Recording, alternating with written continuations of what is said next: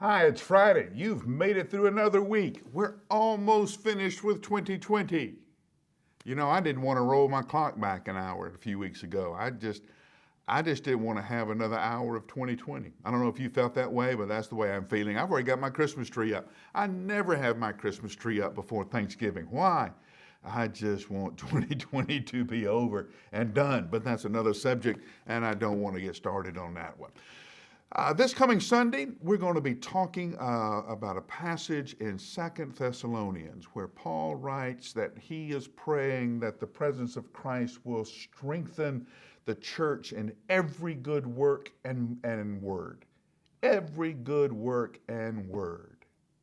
You know, the word that bothers me in that passage, every. Every good work. Every good word.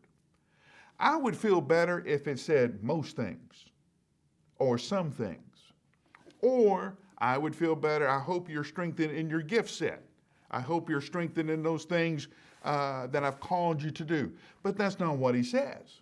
He uses the word every, all. I hope you're good at everything. I hope you're strong at everything. Now, for a type A personality like mine, I read that, I take it seriously. I want to be good at everything, and then I know I can't be good at everything. I've got to focus on one thing at a time. I've got to really put my energy in this if I want to excel at it, and I've got to let everything else go. But that's not what happens when you follow Christ. Let me make my point.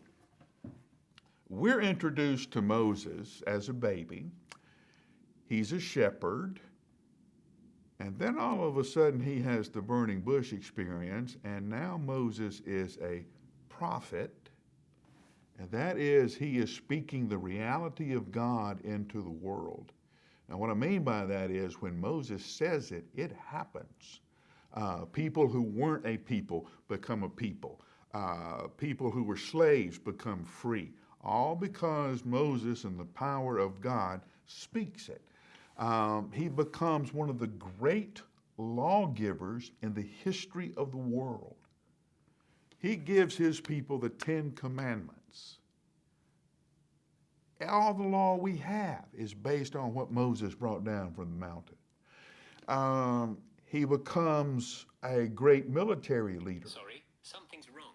Please try again. What, you don't like anything I've done on Friday?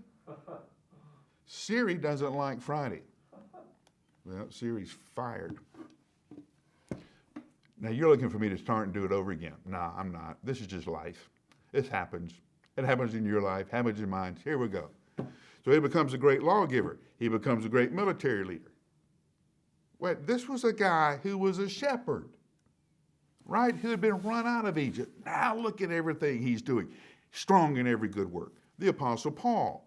We're not surprised he's a good theologian. We're not surprised he knew the scripture well. After all, he studied with one of the leading rabbis of his day. But how in the world did Paul become an evangelist? How was he able to read culture the way that he was? How did he become the prominent preacher of the New Testament of Christianity for thousands of years? How did he become an author, a writer that put down most of our New Testament theology? All of these years later, we still read what Paul wrote. Every good work. You see, by definition, when God calls you to do something, it's impossible. When God calls you to be part of his work, that your first response is going to be, I can't do that, that's impossible. I don't have this, I don't have that, I don't have this, I can't do it. That's right, because it's impossible without the presence of God. With men, these things are impossible, but with God, everything is possible. So as you follow him, you're going to be put in situations where you don't have the gift. You'll have it when you need it in that moment. When you are brought before the religious leaders, do not worry about what you will say. The Spirit will tell you what to say in that moment. It doesn't say, I'll give you the gift of preaching. It doesn't say, I'll give you understanding of Scripture. It says, in that moment, When you're called to do that work, you'll have what you need. Every good work. Every good word. The answer to the prayer is the presence of God in the moment. I can't do this. God shows up and you can. God joins you and you can.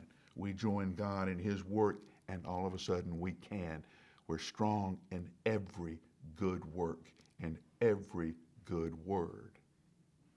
No, you may not have the gift, but when you have the opportunity, you'll have everything you need. I'll give you 60 seconds to get started, and I'll see you Monday.